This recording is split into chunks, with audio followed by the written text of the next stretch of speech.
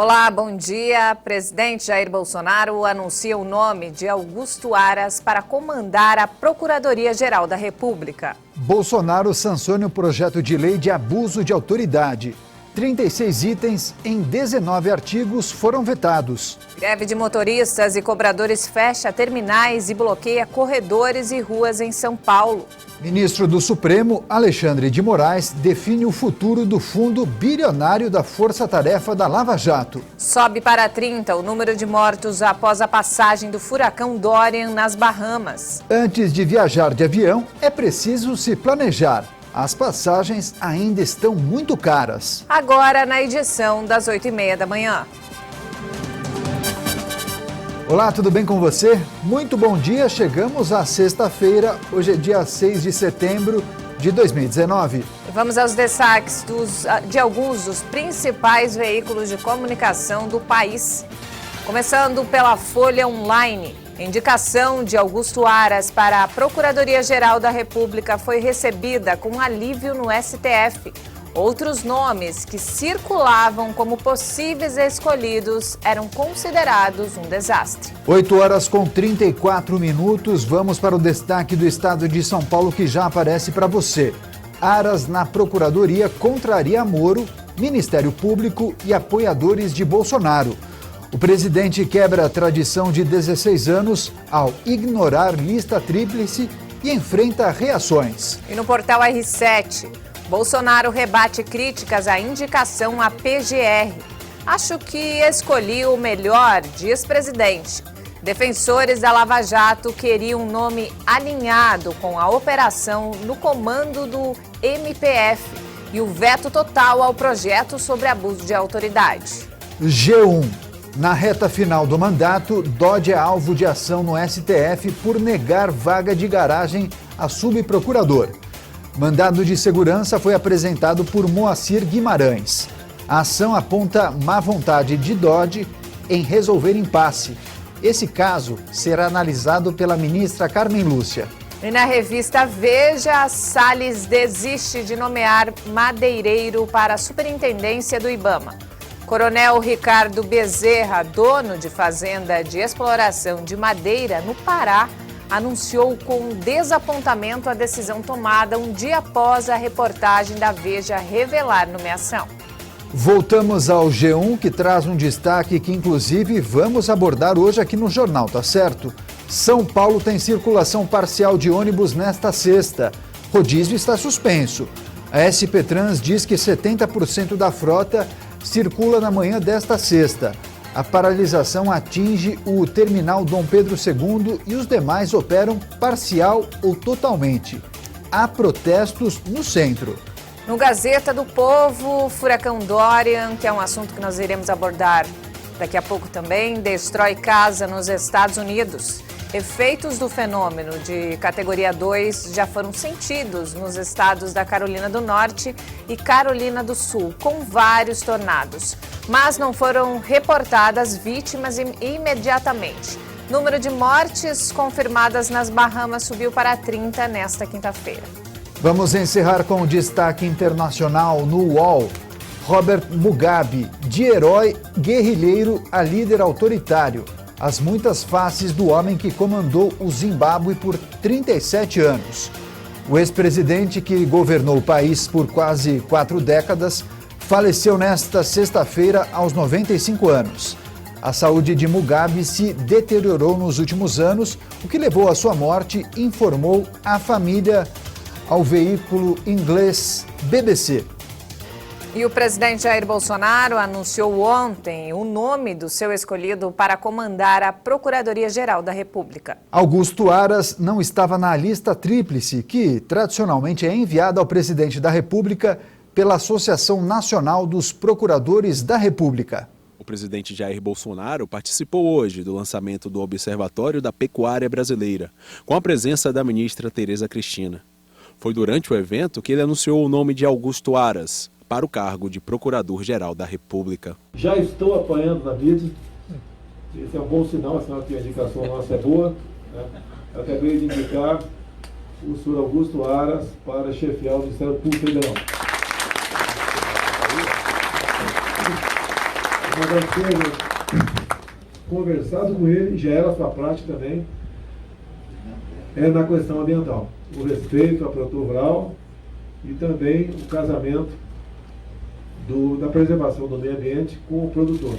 Então, um homem que estará, não digo ao nosso lado, ao lado do Brasil, nas questões que afetam a Procuradoria-Geral da República.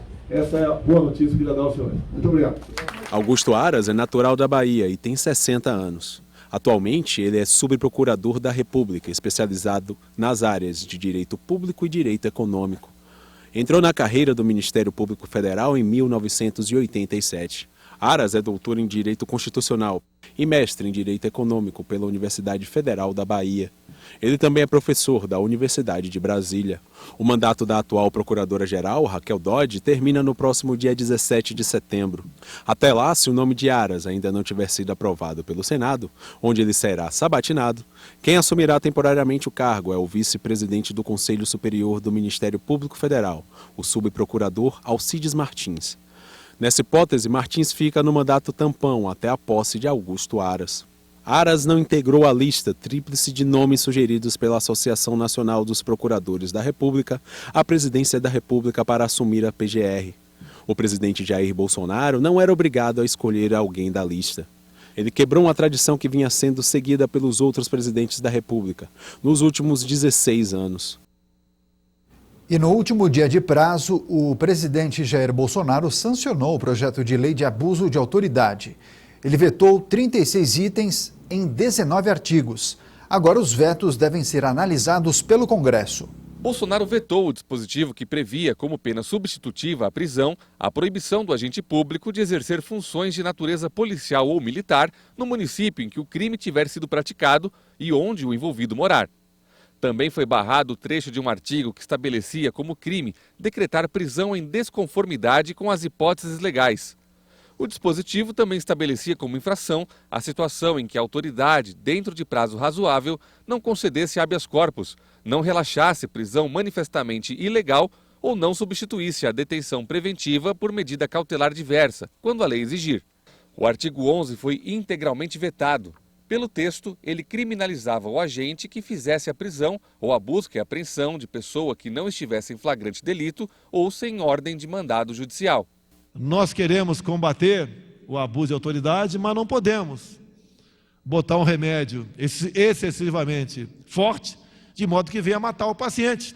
Queremos que as autoridades do judiciário, do MP, que muitas vezes me perseguiram sim, e não foram poucas vezes, até porque eu sou réu no Supremo Tribunal Federal por um caso desse. Queremos que eles possam trabalhar, que possam combater a corrupção. E quem fez a proposta dos vetos foi o meu Centrão. Juntei o Moro, da Justiça, o Wagner, da CGU, o André, da AGU, e o Jorge, da Secretaria-Geral. E as propostas que ele, em comum acordo, e eram as pessoas adequadas para aquilo, me apresentaram, acolhi as 36. O projeto endurece as punições por abuso de autoridade de agentes públicos, incluindo juízes, promotores e policiais. E o governo federal lançou nesta quinta-feira o Programa Nacional das Escolas Cívico-Militares. O lançamento foi realizado no Palácio do Planalto e o presidente Jair Bolsonaro fez uma defesa enfática desse modelo de ensino. Segundo o governo, serão criados 216 colégios militares até 2023. 54 por ano, começando no ano que vem. Os colégios serão levados preferencialmente para regiões que apresentam situações de vulnerabilidade social e baixos índices de desenvolvimento da educação básica. E uma reunião no gabinete do ministro do Supremo Tribunal Federal, Alexandre de Moraes, definiu o futuro dos recursos de um fundo bilionário que foi criado após um acordo entre a Petrobras e a Força-Tarefa da Operação Lava Jato. Serão destinados R$1 bilhão para investimentos na Amazônia e R$1,6 bilhão para a educação. Representantes do governo, do Congresso Nacional e do Ministério Público Federal chegaram a um acordo para a destinação dos recursos. R$1 bilhão deve ser investido em ações de prevenção, fiscalização e combate ao desmatamento, incêndios florestais e crimes ambientais. Já os R$1 bilhão e 600 milhões restantes vão financiar ações na área da educação. A maior parte será encaminhada para projetos de educação infantil, mas destaque também para os envios de R$250 milhões para projetos de ciência e tecnologia, incluindo bolsas de pesquisa. Agora, os termos negociados precisam do aval do ministro Alexandre de Moraes. Também existe a possibilidade da última palavra ser dada por todos os ministros do STF, em uma deliberação no plenário. Os recursos estão bloqueados em uma conta judicial. O fundo bilionário foi criado a partir do acordo entre a Petrobras e a Força-Tarefa da Operação Lava Jato, após a descoberta do maior escândalo de corrupção da história do país. O dinheiro foi pago como uma compensação pelos crimes cometidos. A partir desse consenso vai ser possível uma destinação pública correta, justa e que atenda ao interesse público. E agora, nos destaques internacionais, o presidente da Colômbia, Iván Duque, descartou uma intervenção militar na Venezuela, diante das tensões surgidas nos últimos dias entre os dois países e que levaram à realização de manobras pelas Forças Armadas venezuelanas na fronteira. A declaração veio diante de tensões que surgiram nos últimos dias entre os dois países e que levaram a manobras promovidas pelas Forças Armadas venezuelanas na fronteira entre os países. Colômbia não agrede a nadie. Este é um país... A Colômbia não ataca ninguém. Este é um país que respeita a territorialidade de outras nações. Mas vamos falar as coisas como elas são. Nicolás Maduro está protegendo em seu território terroristas colombianos. Há todos os cabeças do ELN, como Antônio Garcia e Pablito. E tem também Iván Márquez e Santrich, Alpaisa e Romaná. Ele sabe. Ele lo sabe. Duque se refere ao Exército de Libertação Nacional e dissidentes das Farc. Nicolás Maduro declarou recentemente um alerta laranja na área de fronteira devido às supostas ameaças de Bogotá. Segundo Maduro, Duque usaria o rearmamento recente de alguns ex-comandantes das Farc, que deixariam o pacto de paz assinado em 2016 como uma desculpa para iniciar um conflito militar com Caracas. O presidente ainda convocou exércitos militares na fronteira para o mês de setembro e a implantação de um sistema de mísseis terrestres e antiaéreos. E veja a seguir, sobe para 30 o número de mortos após a passagem do furacão Dorian nas Bahamas. E você vai ver também, antes de viajar de avião, é preciso planejamento. Afinal, as passagens ainda estão muito caras. Fique com a gente, nós voltamos já.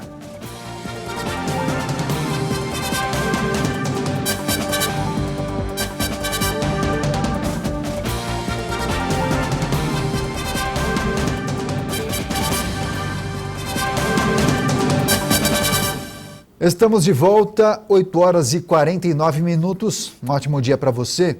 E hoje faz um ano que o presidente Jair Bolsonaro foi esfaqueado durante a campanha eleitoral. Neste fim de semana, ele deve ser operado para corrigir uma sequela dos procedimentos anteriores. Esta será a 4ª cirurgia de Bolsonaro desde o atentado na campanha presidencial. Dessa vez, o objetivo é corrigir uma hérnia que surgiu no local das intervenções anteriores. A previsão, segundo o Palácio do Planalto, é que Bolsonaro retome ao cargo já na quarta-feira. O presidente deve despachar do hospital enquanto se recupera. E sexta-feira de greve parcial em São Paulo. Motoristas e cobradores de ônibus cruzaram os braços contra uma possível redução de frota e, consequentemente, de vagas de trabalho em várias linhas da cidade. Segundo a SP Trans, 70% da frota circula nesta manhã. Há protesto em frente à sede da prefeitura, com ônibus vazios bloqueando o viaduto do Chá. E ontem o dia também não foi fácil para o paulistano. A greve de motoristas e cobradores fechou 19 terminais e bloqueou corredores e ruas de toda a cidade durante o dia. A categoria protestou contra a prefeitura, que anunciou o corte de linhas e redução na frota de ônibus. O trânsito ficou caótico. A paralisação também atingiu as estações de trens e metrô que ficaram superlotadas. E quem mora em São Paulo deve continuar atento. Uma nova greve acontece neste momento, Juliana. É isso mesmo, e vamos ver como está a situação neste momento no centro da capital paulista. Câmera posicionada em uma das ruas que contorna o Largo do Paissandu. Nessa mesma região, há um protesto em frente à sede da prefeitura com ônibus vazios bloqueando o viaduto do Chá. O terminal Dom Pedro II, também no centro de São Paulo, um dos principais da cidade, com 79 linhas, é um dos mais prejudicados. Os ônibus circulam parcialmente. É isso mesmo, e nos outros terminais há operação parcial. Segundo a CET, o rodízio de veículos e a Zona Azul estão suspensos no dia de hoje. O trânsito em toda a cidade, neste momento, é de 85 quilômetros de vias com lentidão. Aproveitando que é sexta-feira e já de olho no fim de semana, vamos falar também da previsão do tempo. A Terra da Garoa continua fria e chuvosa, mas teremos uma virada no fim de semana. Neste momento, chove fraco em vários pontos da capital. Os termômetros registram agora 16 graus e a máxima não deve passar dos 21. E na sua região, como fica o clima hoje? É o que a gente confere agora na previsão completa para todo o país. Esta sexta-feira, novas áreas de instabilidade vão se espalhar sobre a região sul do país. A chuva deve acontecer principalmente pela manhã sobre a região de Foz do Iguaçu, no extremo oeste do estado do Paraná. No decorrer do dia, a chuva vai avançando e se espalha sobre áreas de Santa Catarina e em grande parte do Rio Grande do Sul. Na região de Porto Alegre, a chuva deve chegar apenas à noite. E nas áreas próximas à fronteira com o Uruguai, dia de sol forte, calor e pancadas de chuva apenas a partir da tarde. O dia vai ficar com o céu nublado, poucos períodos de sol e deve chover desde cedo sobre a região de Florianópolis, mas apenas com no máximo moderada intensidade. Já por toda essa faixa que vai desde Curitiba, litoral do estado de São Paulo, grande parte do Rio de Janeiro, inclusive na capital, e áreas próximas ao Vale do Rio Doce, vão ter um dia com céu nublado. O sol vai aparecer muito pouco sobre esses locais e a previsão de garoa que pode acontecer desde cedo. Na região da Grande São Paulo, o dia também começa com chuva fraca, mas aos poucos o sol volta a aparecer sempre entre muitas nuvens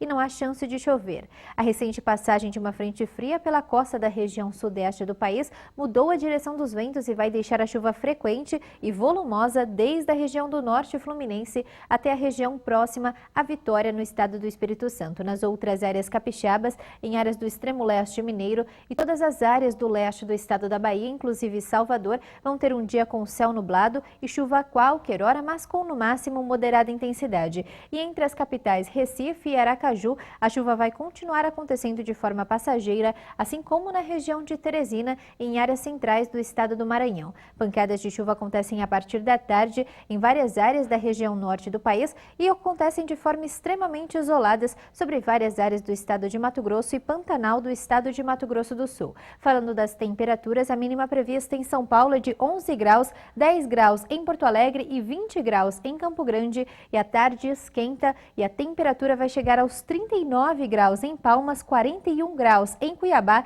e 25 graus no Rio de Janeiro. E o furacão Dorian chegou a Carolina do Sul, nos Estados Unidos. E mesmo com a precaução nos últimos dias, os ventos e a chuva causaram destruição. O vento forte de quase 200 km por hora na bandeira dos Estados Unidos é um sinal que o furacão Dorian chegou em território americano. Ele veio acompanhado de um tornado e do tempo fechado na Carolina do Sul. Ruas inteiras desapareceram e ficaram debaixo d'água com a chuva que atingiu a região. A força do vento também arrancou árvores e os semáforos foram danificados. As ruas estavam desertas nesta quinta-feira e quem resolveu se arriscar teve prejuízos. Este carro foi levado pelo vento e pela água e foi parar dentro do mar. Na Carolina do Sul e na Geórgia, autoridades informaram que mais de 185 mil casas e empresas estavam sem energia hoje. O furacão agora segue para a costa da Carolina do Norte, onde um tornado também já causou estragos durante a manhã. Os ventos atingiram um parque de trailers e 50 casas foram arrancadas do chão. O Dorian já é considerado o segundo maior furacão da história do Atlântico. No fim de semana, ele chegou às Bahamas com ventos de quase 300 km por hora. Hoje, autoridades do país afirmaram que subiu para mais de 75 mil o número de pessoas que foram atingidas pelo furacão. Equipes dos Estados Unidos e do Reino Unido ajudam no resgate das vítimas. Neste vídeo, um homem é levado por socorristas para um dos helicópteros que prestam serviço na missão. Pelo menos 20 pessoas morreram até agora. E subiu para 30 o número de mortos após a passagem do furacão Dorian pelas Bahamas. O primeiro-ministro do país, Hubert Minnis, afirmou que o número de vítimas certamente vai subir. Dorian atingiu categoria 5 quando se instalou durante quase 2 dias sobre o norte das Bahamas, onde deixou um rastro de destruição. A ONU avalia que 76 mil pessoas foram afetadas na passagem do fenômeno pelo arquipélago do Atlântico. Vários países estão colaborando com doações, inclusive o governo brasileiro, que anunciou a doação de $100 mil para o país. Viajar é muito bom, é ou não é? Concorda comigo? Você gosta? Quem não gosta, né, Todo Dani? mundo gosta. Agora, quando o deslocamento tem que ser feito de avião, é preciso se planejar. Afinal, as passagens ainda estão muito caras. E uma boa alternativa para conseguir viajar mais barato ou até mesmo de graça continua sendo as milhas aéreas. Os programas de fidelidade são oferecidos por companhias aéreas ou operadoras de cartão de crédito. Viajar de avião está complicado. De acordo com o IBGE, em 12 meses, as passagens aéreas ficaram em média 35% mais caras. Muita gente acabou por adiar aquela visita a um parente ou conhecer um lugar diferente por causa dos altos preços. Mas o Lucas, que adora viajar, encontrou uma maneira de economizar que deixa os valores muito, mas muito mais em conta. Ele usa milhas acumuladas por compras no cartão de crédito. Com isso, ele conheceu vários estados brasileiros e até outros países, só pagando a taxa de embarque. Quando eu percebi que milhas eram dinheiro, como as pessoas não jogam dinheiro fora, então eu não posso jogar uma coisa que é de valor no lixo também. Então quando eu percebi que era dinheiro, que eu poderia usar isso ao meu favor, eu decidi usar isso para viajar e também comprar produtos. Somente em 2018, os brasileiros movimentaram 245 bilhões de reais em milhas. Segundo a Associação Brasileira das Empresas do Mercado de Fidelização, no ano passado, a quantidade de cadastros só no primeiro trimestre cresceu 25%. Muita gente já está se programando para a viagem de fim de ano. Seja para perto ou para longe, deixar para comprar a passagem em cima da hora pode ser uma péssima ideia e custar caro. Por isso, se planejar pode fazer com que essa viagem caiba no seu orçamento. Nessa agência de viagem em São Paulo, muitos destinos para o final do ano já estão lotados. Esse gerente de vendas explica que em roteiros nacionais, o ideal é fechar o pacote 3 meses antes da viagem e internacionais com 8 meses de antecedência. A economia não será só no valor da passagem. A hospedagem também fica mais em conta. Comprar com antecedência pode gerar uma boa economia. Exatamente, ele sempre tem uma variação a mais de 10%. Para baratear o custo das viagens internacionais, o governo brasileiro estuda acabar com a taxa adicional no valor de $18, cobrada nos principais aeroportos do país para quem vai para o exterior. A intenção é atrair novas empresas aéreas para o Brasil e fazer com que a tarifa de embarque tenha preços reduzidos pela metade. Mas enquanto isso não acontece, a dica de ouro dos economistas é se antecipar. Quanto maior a procura, maior o preço. E aí já sabe, a viagem vai ficar muito mais cara. Se planejar com antecedência, mas ter aquele discernimento que é uma antecedência saudável. Então, depende aí se a viagem é nacional, internacional, né, se está em períodos de pico ou não. Ponto final nessa edição. Nós agradecemos demais sua companhia e audiência. E nós voltamos à 13h. Tenha um ótimo dia e até lá. Os protestos causaram